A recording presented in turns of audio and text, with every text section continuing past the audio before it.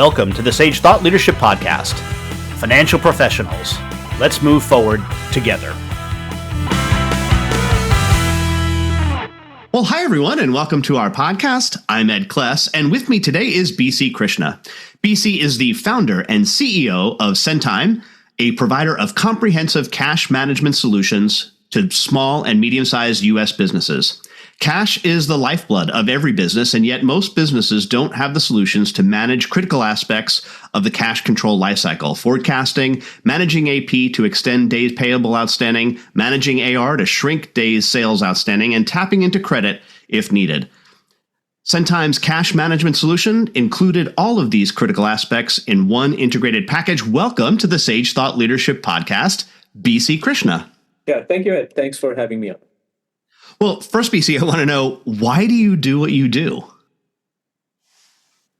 I love solving problems, and I think of company creation and company building as a two-part from two perspectives. One, that it is about solving big, large, complex problems, but the second is to do it in a fundamentally creative way. And I like both aspects of problem solving, to bring creativity to problem solving, but also to solve problems themselves, which tend to be large and painful. And there's a great deal of joy that I get from doing both things. We've heard that cash is king for years and years and years. It's the fundamental business school 101. But talk to me a little bit about the continuing challenges that entrepreneurs face when trying to manage their cash flow. Absolutely. I think I've started 4 companies over the last 15 years or so. And in every one of these companies, at some point in time, you're faced with the challenge of knowing either how to live to fight another day, or how to ensure that you have the cash to invest in some business opportunity. These are perennial, basic challenges, problems, existential issues that entrepreneurs face, right? Growing the business requires cash, right? And cash can only be produced and created in one of two ways: organically, by running the business so that you bring in more cash than you spend, or putting some cash on the balance sheet, either in the form of an investment from an investor or a loan from a bank. But those assets have to be managed very, very carefully. And if not managed well, then you run out of cash. And when you run out of cash, that's not a good place to be. There's a statistic from the U.S. Census Bureau that suggests that 50% of all businesses don't survive 5 years. And one of the biggest reasons why they don't survive 5 years is because they run out of cash. And it's not because they don't have the cash; it's just that they don't manage it well enough. Knowing what's coming in, knowing what's going out, knowing what the timing issues are between the inflows and the outflows, understanding how to extend, for example, your payables cycle, and how to shrink your receivables cycle, are very basic things that need to happen in every business. But when you really think about it, the larger businesses, call them like enterprises, $100 million plus companies, tend to have the people, the resources, the maturity to understand the inflows and the outflows and manage cash in a more robust fashion. But when you're a smaller business, often the excitement is about getting the first customer, serving them well. And the sort of notion of being able to understand the inflows and outflows and think about the discipline of cash management is not something that is often top of mind. Some of it is about making sure that these companies have the right tools in place, and they're properly packaged and priced so that they can focus on those things that allow them to control the levers of cash and cash flow. So that's what I've faced as an entrepreneur over the years, and I can never forget April of 2019 when the business was growing, everything was great. We had all these customers that were coming on board, but we were low on cash. And we had something like 2 weeks of cash, in the bank, and we had nearly 100 people, and you had to make payroll.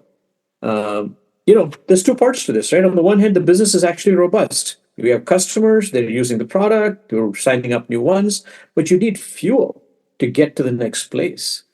And so how do you ensure that you can then bring the cash in that's necessary and ensure that it lasts long enough for you to take the next step in the growth of the company?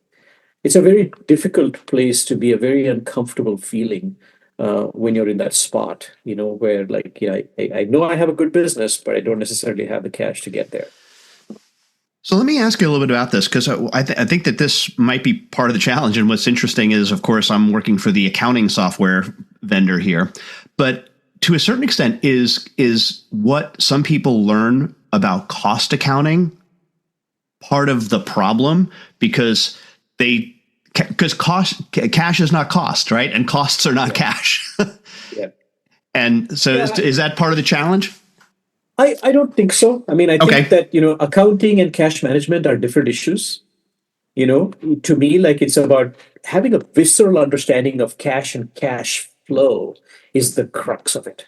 There are a million ways in which you can account for things, and people sometimes focus on words like profitability and revenue, right? Profitability and revenue are financial metrics, and sometimes what is profitability? What is revenue? How do you recognize revenue? These are sort of technical issues to some extent.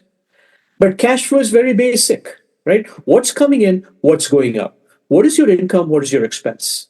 And at the end of the day, you want to be in a situation where your income exceeds your expense. It's not about revenue and how do you account for it and what is the profitability and what's the P&L and so on and so forth.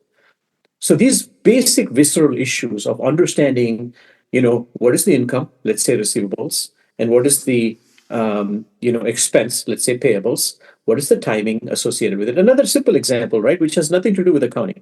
Let's say that I have a receivable that's due to me in 10 days for $1 million, right? But I have a set of payables that need to go out this week that puts me very dangerously close to zero. Okay, so this is a timing issue. Now, wouldn't it be nice if I was able to bring that receivable in instead of 2 weeks from today to tomorrow, right? Then that puts me in a much more comfortable standpoint from the standpoint of my cash flow. Now, what am I willing to pay to bring that receivable in? Right? I might, for example, go to my customer and say, maybe I give you an early payment discount. Right? The 2% that I might need to pay to discount that receivable to get it in early is worth it to help me ensure that I have cash in the bank. So again, this has not. Yes, it has something to do with cash and something to do with accounting in the sense that cash flow statements and so forth are produced as part of a standard, set of financial statements. But this is really about just very simply about cash, right? And less about accounting. I'm sorry, I hope that makes sense. It does. BC, we have an exit question that we ask all of our guests, and that is, who is a hero of yours and why are they a hero? Look, I think the world of my parents. I think both my mother and my father are my heroes. I don't think I can single any one of them out. I am who I am because of the lessons that they taught me, the values that they've imparted. And in just to a very great extent, it's those values that I carry with me every day and what I teach my children and the people that I work with every day. So my heroes are my parents. So I convert your question into a plural, and hopefully that makes sense. And lastly, BC, how can somebody contact you? bc@centime.com. BC like Boston College, bc@centime.com. All right. BC Krishna, founder and CEO of Centime, thanks so much for being a guest on the Sage Thought Leadership Podcast. Thank you so much, Ed. Nice to spend time with you. Review and subscribe by searching your podcast player of choice for Sage Thought Leadership Podcast.